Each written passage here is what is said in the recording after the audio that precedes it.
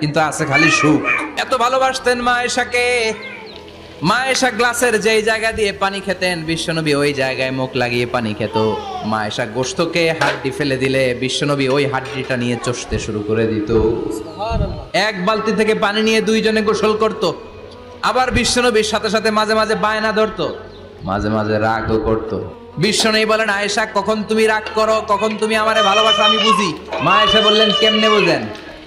বিশ্বনবী বললেন, যখন তুমি রাগ করো তখন নামাজের পরে দোয়ার মধ্যে বলো, ও ইব্রাহিম আলাইহিস সালামের আল্লাহ, আপনি আমার উপর দয়া করেন।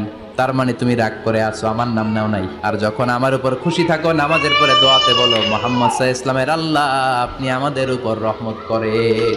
তার মানে খুশির সময় তুমি আমার নাম নাও, রেগে গেলে অন্য নবী দেওয়ার দোয়া সাইরা দাও, রেগে গেলে আমার নামটা নাও না। মা আয়েশা বলে, নবী গো, আমি তো শুধু নামটাই মুখ দিয়ে নেই না, কিন্তু কলিজা থেকে তো আপনারে বাদ দিতে পারি না।